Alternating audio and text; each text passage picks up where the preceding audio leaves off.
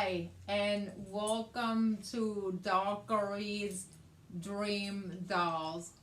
Our journey has we hail and deal.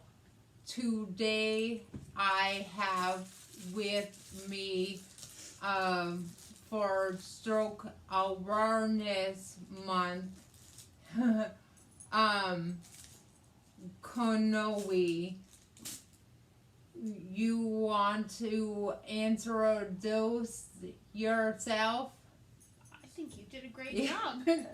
I'm her friend, Kanoe. And she visited me in hospital and rehab. So I'm gonna ask her some questions. Do you mind? I'm all for it. Where were you at when you heard the news? I was at home, but I can't remember if I'm being eaten. I'm very tasty.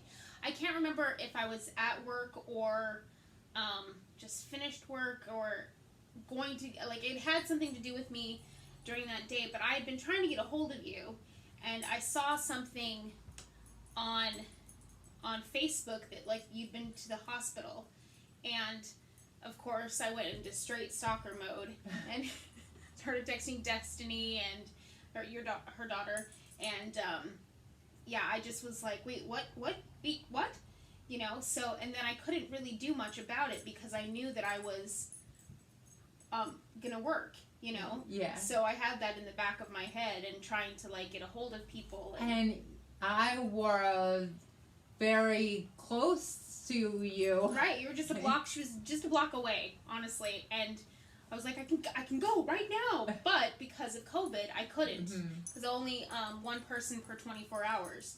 So that was also frustrating because I would have been there right then and there, but I was like, oh, she's had her person. Okay, yeah. So yeah, I was at home, work. What were you told? That you'd had a stroke and that it was, I can't, like a hemorrhage, and I mean that's hemorrhagic. Yeah, it was, and it was just, and it was bad. And then that you were at home, and the ambulance took you to the hospital by me, which I didn't know if it was a better hospital or what. But I was like, why from a different city was she brought here? Yeah. And because it was best hospital for the situation. Never actually asked that. So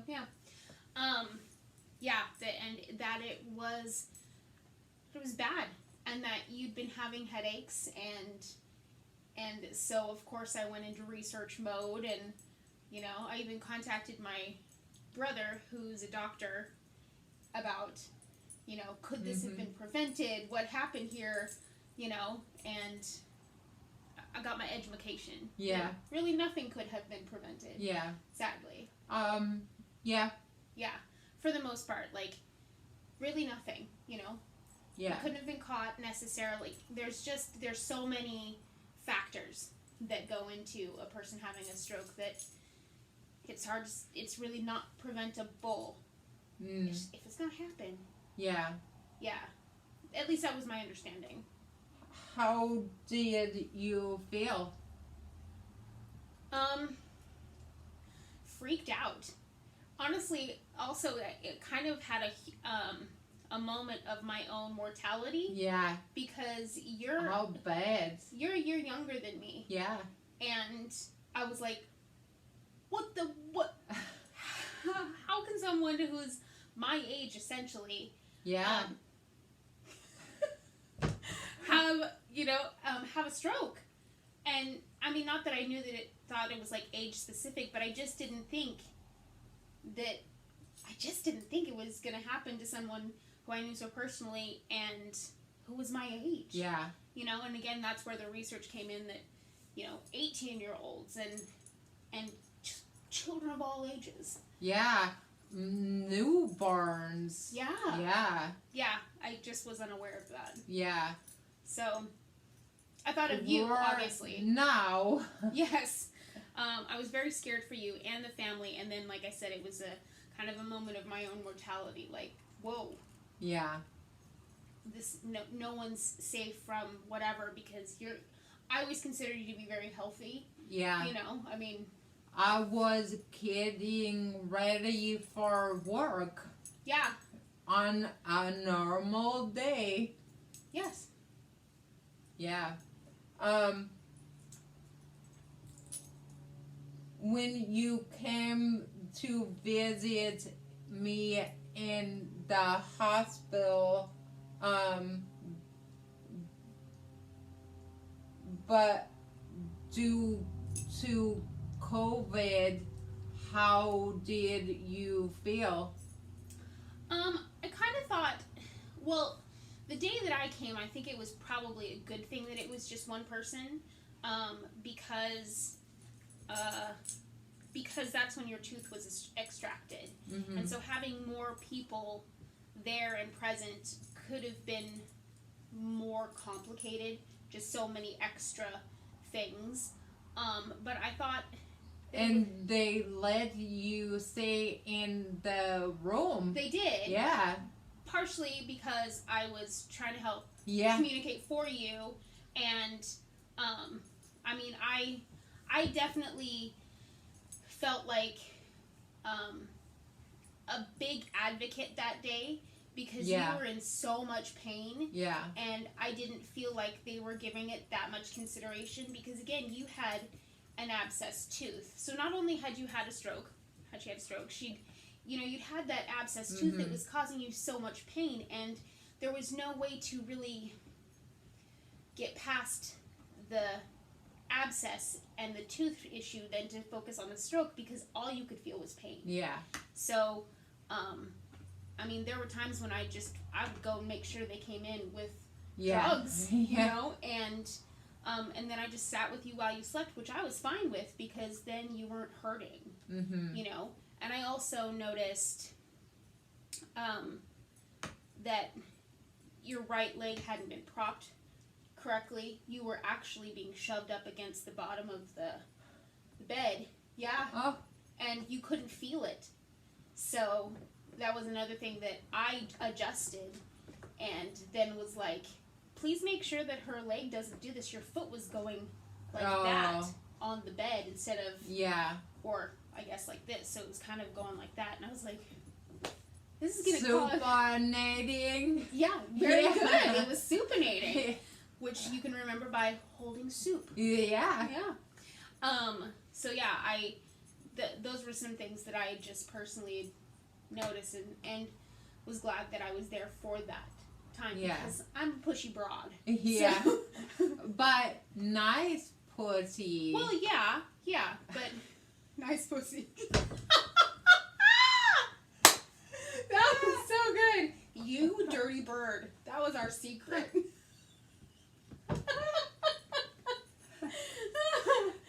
Did I put that in? I think you should leave it in. I think that's fine. Don't demonetize or whatever it is, YouTube. She's got a list. I not monetize anyways. What did I look like after brain surgery? You didn't actually look all that different, other than the fact that you're obviously, like, your face was contorting, you're in pain, but, like, you still had your long hair, and... It's staples in my head. Right, but they weren't super visual. Yeah. You know, like, you couldn't really see the staples. Like, I had to look for them, and I took a picture so you could see them, because they were inside your hair pretty well disguised, I thought. Yeah. But, yeah, I mean... Again, your face wasn't really droopy or anything like that. I told my husband later that if I hadn't have known, I mean, obviously the communication stuff, but visually, you didn't look different to me. Yeah. Yeah. So, yeah. But maybe you always kind of looked ratchet. I don't know. Maybe. Maybe. No. What tips of methods did you try to communicate? At that time, it was just like thumbs up, thumbs down, and then basically just trying to read your expressions. Mm-hmm. Because there were times when you would shake your head, Yeah. yes, but it was no, a definitive no. I still do that. That's a part of aphasia. Mm-hmm. Where you mean no, but you're saying yes. Mm-hmm. Yeah. Yeah, so, I mean, it was mostly the thumb. But I felt so good when they tried to communicate with me in different ways, and when they found out thumbs up, thumbs down, I could communicate. yeah. It was a godsend, yeah. for sure. Like, all of a sudden, people can hear you, as it were. Yeah. Yeah. Yeah.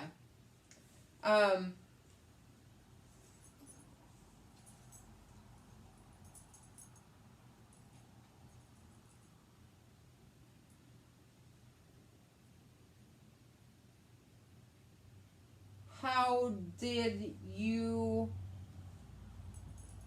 do when I first communicated with words? I thought I did pretty good. I also asked you later if I did okay. And, I thought I did pretty good.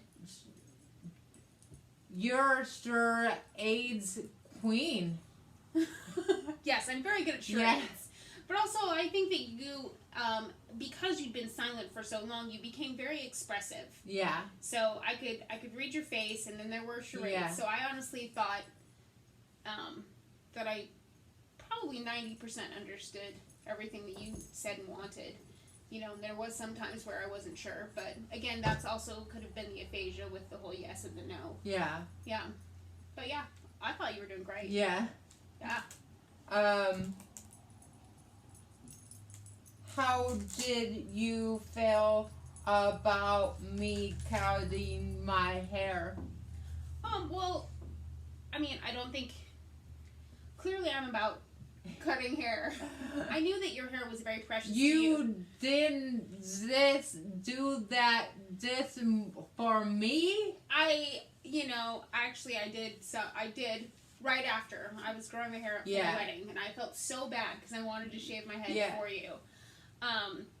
But obviously I was supportive of it because I gave Tiffany the clippers. Yeah. But I knew mostly that it was necessary. Yeah. It was more, I was bummed for you, but more that I understood that was going to be the necessity. I felt so good. Yeah. After that crusty mat was off my head. Oh, I'm sure, because it wasn't really all that clean. Yeah. Like, it just was,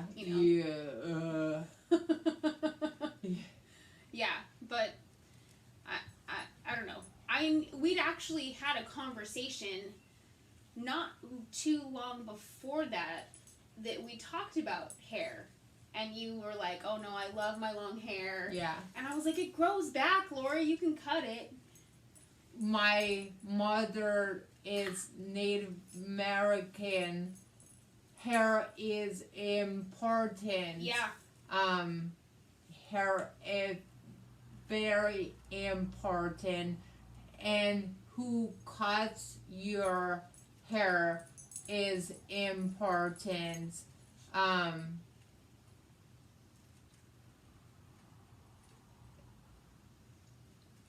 Yeah.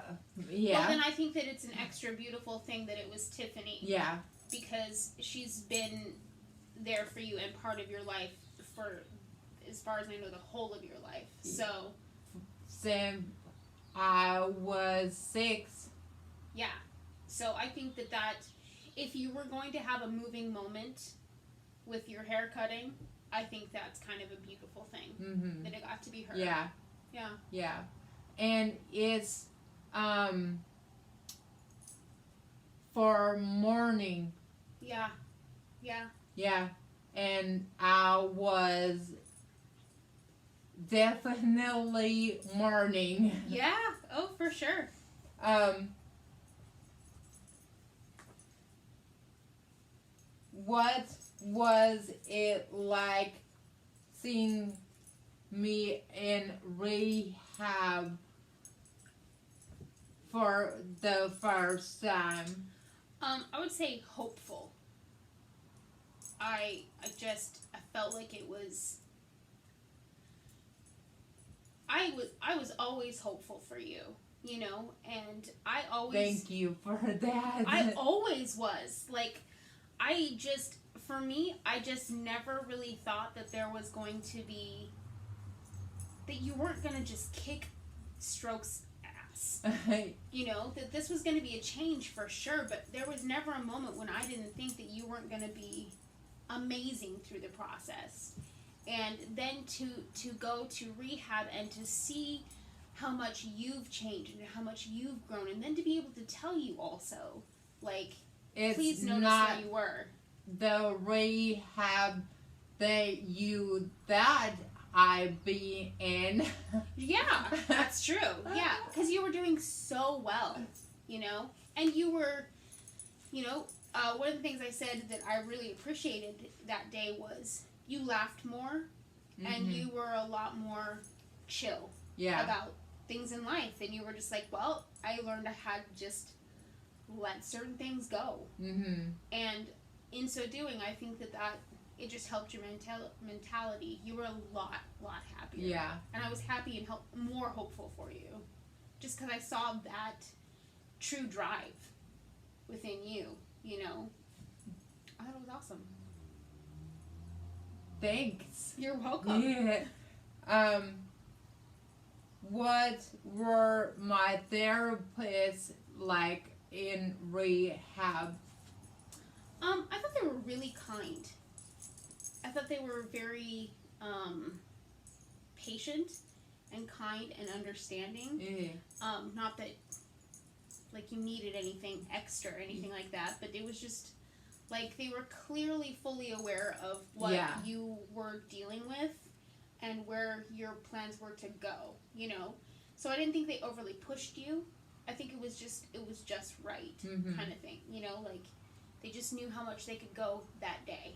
Yeah. And they went there, you know, but I felt like they were very supportive. And again, I'm pushy, so if I felt that they weren't being what I thought you needed, because you know, then I would have said something. Yeah. But no, I thought they were great. I did too. Yeah. Also, I was gonna say I learned something from the speech therapist just by lines that you drew on paper of how to move your mouth. There was like a line that was O and M, and just a straight line. You know what I'm talking about? Like there was just like I was like, what is this code? Yeah. And it was just positions that is good for your mouth, and it was something just to remind you, and I thought that was pretty cool. I still have that paper. Yeah. Yeah. It's so simple, but obviously once I saw it and understood it, I was like, this is... That was Holly Lou. Well, she knows her stuff. Yeah. It was cool.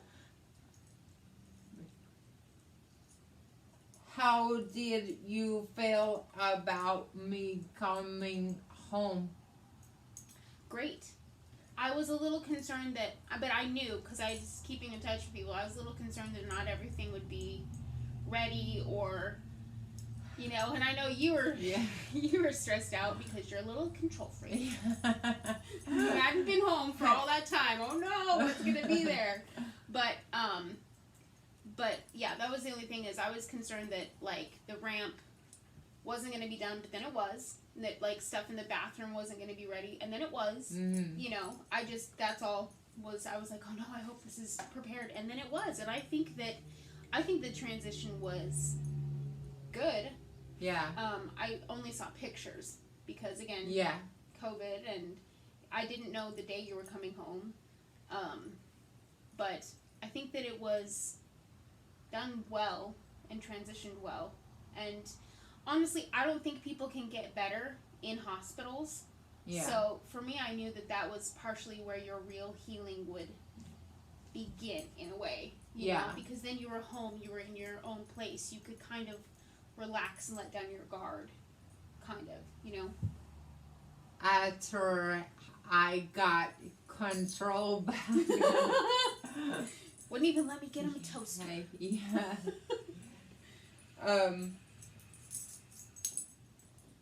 How? What do you think about me celebrating my 1 year stroke anniversary? I think it's really important that you do that. Yeah. I think it's super important. And I mean, we have pictures you can look at from day one of the stroke. And I can't remember now, was it the 17th or the 19th of May? 19. The 19th? Yeah, I think that's so important. It's a milestone. You know, it is officially your unbirthday. Yeah. Because it was a rebirth in so many ways. You know, and to not celebrate that and mark it and show like your growth through it. Yeah. And your family's growth. Like it's been a thing for everybody. You know? I think it's well deserved. Yeah. A celebration for sure. Let's party. Heck yeah. Whoop whoop.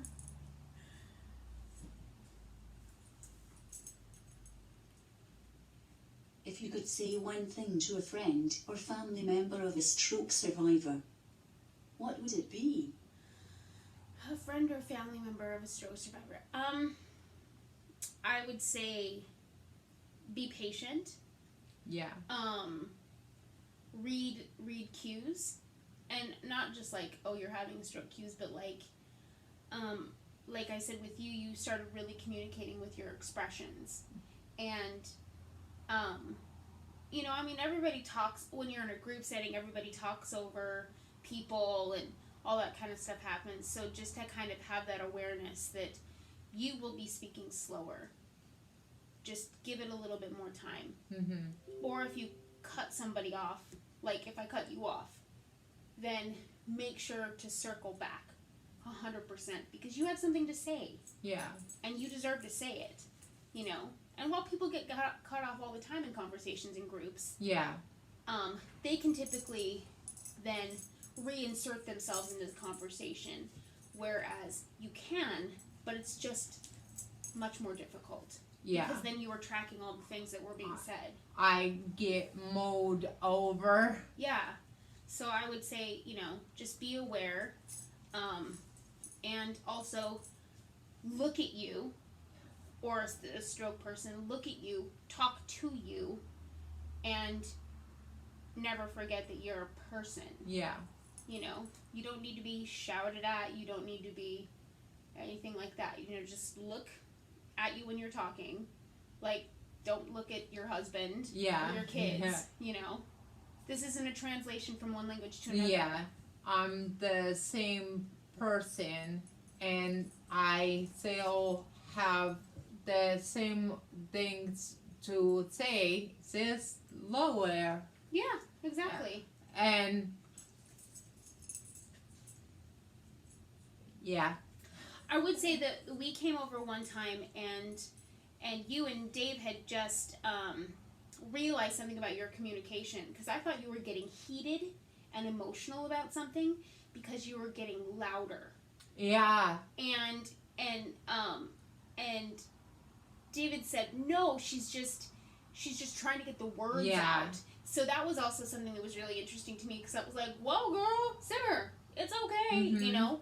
But it wasn't about angry. Yeah. It wasn't about that. I had a person on the phone get angry with me because she thought I was yelling and she was interrupting, and I needed to get the words out. Yeah. Yeah. Yeah.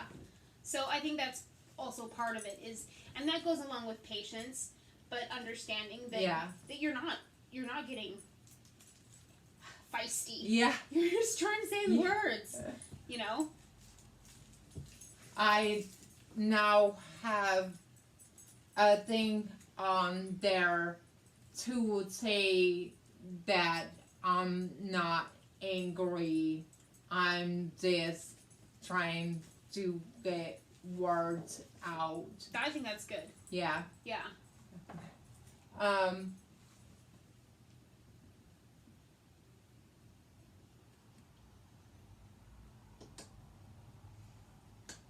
What did or do you think my challenges are?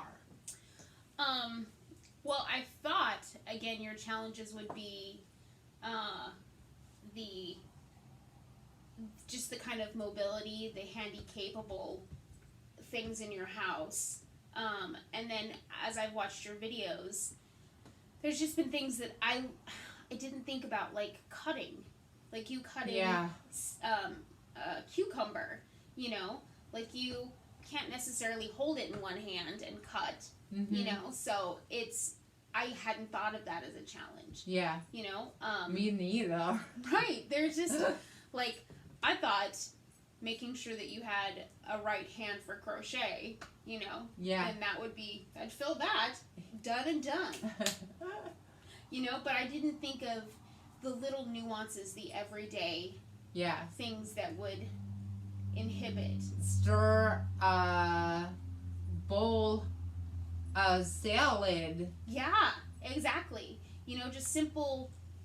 I mean, like I thought doing your hair. I thought little things like that, but not maybe carrying a pot. Maybe, you know, like Even putting on my shirt is so hard. right.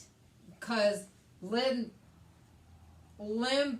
Biscuit here. Yeah. So I think that I didn't consider those challenges, you know. Just then it was communication to make sure that, you know, and then, you know, getting around. Just very broad strokes. And I am now learning how nuanced it is, you know. Just like lefty scissors. Do. Yeah. We're learning together. Yay. Ooh, look at that! Well done.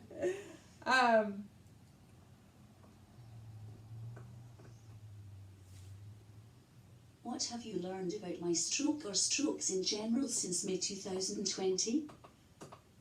Well, I think we covered that. Just that I didn't really think that. I kind of just thought older people got strokes. I did too. And I know there are a lot of different kinds now. And, you know, like, I don't know, like, there was a movie I saw with, what's his name? Robert De Niro. And I think he was a stroke survivor. And they had him singing, you know, in it. And I was helping him come out of his stroke. Mine can not sing. I can say words, but can't sing words. Yeah, and that was one of the things I remember early on saying to you, like, what about singing? It's located in a different part of your brain, and da-da-da-da-da. Yeah, and that part's not working. And that's the black part in the picture. So, yeah, I just, like, I kind of gave it a blanket recovery, you know, as it were, and, oh, why don't you try this? Why don't you try, you know, like, try kinesthetics, like left hand, right hand, bringing them together, crossing, like just certain things that I knew or had heard worked in certain situations, but I didn't realize at the time that it wasn't an across the board cure. Yeah. You know, but of course it wouldn't be. But nothing is. Right. So you gotta try everything. Absolutely. throw everything out there and see what sticks. That's right. Yeah. Do you see me differently now? If so, how? And what do you think is the same about me? We kind of talked about this a little bit earlier, and I realized that no, I don't see you differently. I just like I always knew you were a fighter, always. You know, just because we would vend at shows together, and while you weren't your own personal hype girl, because that was my job. Yeah. Touch the baby. That, but you were always out there working, you know, and you promoted yourself through through accounting and through Doc Ray's dolls, and you were fearless with that, I thought, because here was a genre where it's very polarizing. Yeah. Doing dolls is very polarizing, because they're creepy. Yeah. But also, many people think they're lovely. You know, it's like a clown, which I don't understand why people would like clowns. But I like the fact that they're creepy. I appreciate that about them. But, yeah, so I always thought you were fearless. But then to see your drive, you know, and your just so many things, like I said, when you were like, sometimes you just gotta let things go, you know, and you were so chill about things. And I still think, even though we laughed always a lot, I still think you laugh more now. Yeah. 'Cause I can't say all the words, so I express myself with laughter. Mm-hmm. Yeah. Yeah. And I think that's good. I think that's actually more healthy in some ways than a lot of people. It's like yoga. Yeah. Yeah, I like it. Yeah, so I would say that's that would be the difference, is that you are just a lot more, I think, at home in your body in many ways. Yeah. You're a lot more personally aware of kind of every inch of yourself now, you know, which it's a bittersweet thing. And we of course joke that, you know, you had to go and get a stroke so you'd give up smoking. And, you know, Yeah. But you're much healthier in many ways. Yeah. Which is good. And I think that you serve as just an example of how to soldier on. I think that's cool. But there's bad days. No, not allowed. Just don't unpack your bags and stay there. Right. Yeah. I mean, to think that there wouldn't be bad days is to not also give you consideration that you're human. Yeah. You know? I think people, when they have bad days, don't know how to move through it. Agreed.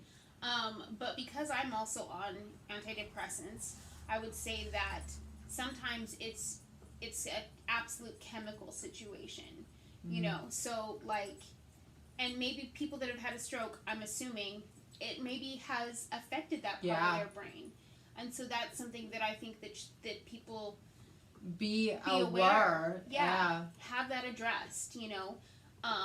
Like through this whole quarantine time, I didn't realize that my depression had gotten worse because everybody was feeling this way. You know, everybody was like, "Oh, I'm bummed." You know, like, and it's fair. And then I realized, oh, I already came into this with a chemical imbalance. I should probably have this looked at. And so it's just because you weren't a person who got depressed before your stroke, and now you are. Well, maybe have that looked at. Yeah. Maybe have that addressed, because I agree with you. Don't pack your bags and live there. Yeah. You know, but be open and honest with what's going on. Yeah. And be okay with all of it. Yeah. And go see a doctor if you're not moving on. Right. Yeah. Yeah, if you're stuck in that negative space. Yeah. Yeah. And you honestly, like, you didn't mean to unpack your bags. Yeah. And live there and move into that, then go see your doctor. Yeah. Because it's possible that you personally can't positive think your way through it. You know? Even though people will say, oh, just be positive. Yeah. Sometimes you can't. Yeah. You know, sometimes you need a chemical, just like you need a chemical to not have seizures. Yeah. Because your brain's giving seizures now. Some brains give not enough serotonin. So be aware and be okay with it. Absolutely. Yeah. Be kind to your brain. And yourself. Yeah. Yeah. And yourself. Perfect. Have you learned any life lessons during my stroke journey? That's a good question. I have, I think. I've learned, like,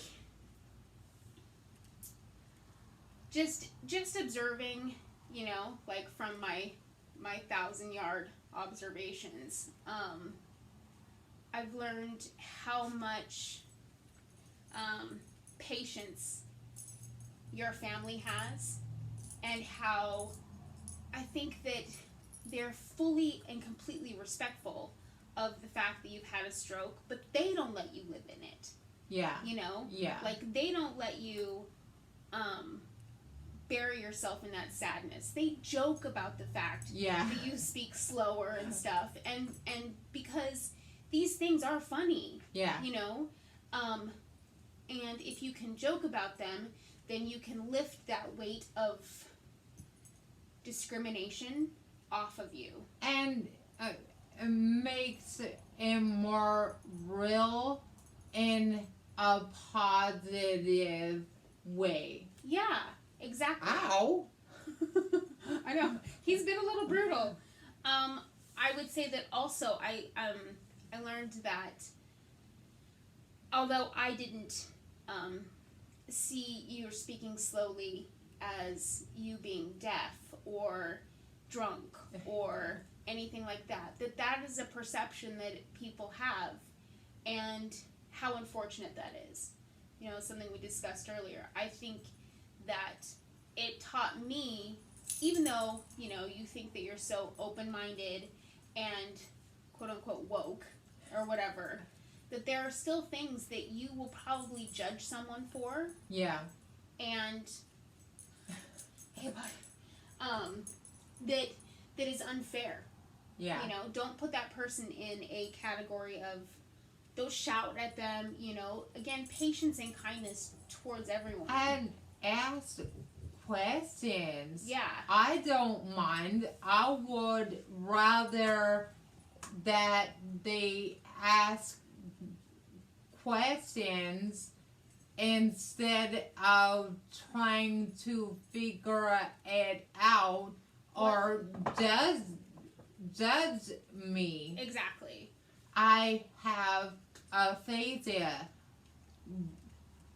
No, not many people know what aphasia is. Right.